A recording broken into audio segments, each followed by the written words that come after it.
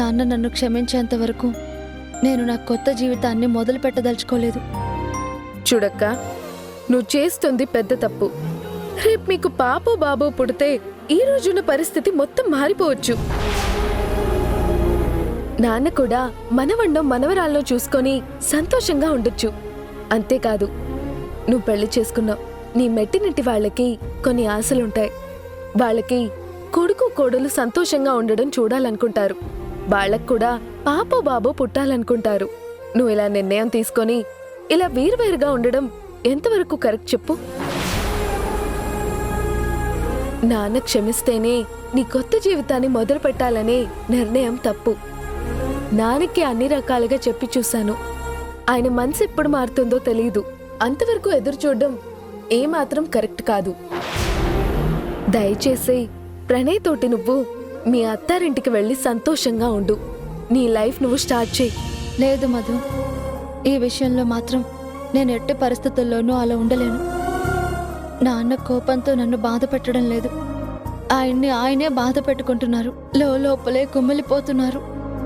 ఆయనకి చెప్పా పెట్టకుండా పారిపోయి పెళ్లి చేసుకుని పరువు తీశానని ఆయన అనుక్షణం కృంగిపోతూనే ఉన్నారు. నేనేమో ఆయన ఇప్పట్లో క్షమించరు అని నా జీవితాన్ని నేను చూసుకుని సంతోషంగా ముందుకెళ్ళిపోతే నాన్ననేమాత్రం పట్టించుకోకుండా నాన్న ఎటెళితే ఏంటి, నా సంతోషమే నాకు ముఖ్యమని ఆయనను పూర్తిగా నిర్లక్ష్యం చేసినట్టు ఉంటుంది. అప్పుడు నాన్న ఇంకా కృంగిపోతారే తప్ప సంతోషంగా ఉండరు. నాకు నా సంతోషం కంటే నాన్న సంతోషం ముఖ్యం. ఆయనకి నా మీద ఉన్న కోపాన్ని, బాధని ఏదో ఒక రూపంలో వెళ్ళగక్కి నన్ను క్షమించేస్తే ఆయన మనసు తేలిక పడుతుంది. అందుకోసమే నేను ఎదురు చూస్తూ ఉన్నాను. ఆయన వద్దన్నా నేను ఈ ఇంట్లో ఉండడానికి కారణం కూడా అదే.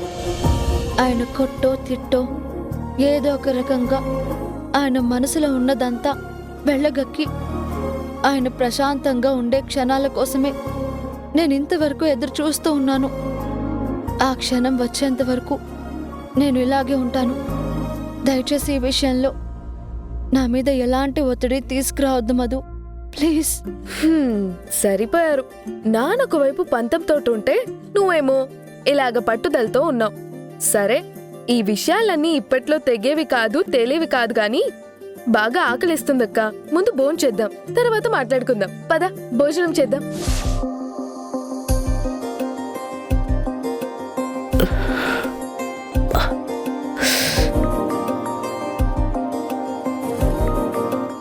కోటి, వెళ్ళి సుధీర్ని భోజనానికి పిలుచుకురా. వద్దు, వాడిని ఇక్కడికి భోజనానికి పిలవద్దు. అదేంటి అల్లుడు గారు, అందరం కలిసి భోంచేస్తున్న సమయంలో వాణ్ణి భోజనానికి పిలిస్తే వద్దు అంటున్నారు? మీ కొడుకు మీద ఎంత కోపం ఉన్నా తిండి దగ్గర కూడా ఇలా కోపం చూపించడం ఏం భావ్యం కాదు.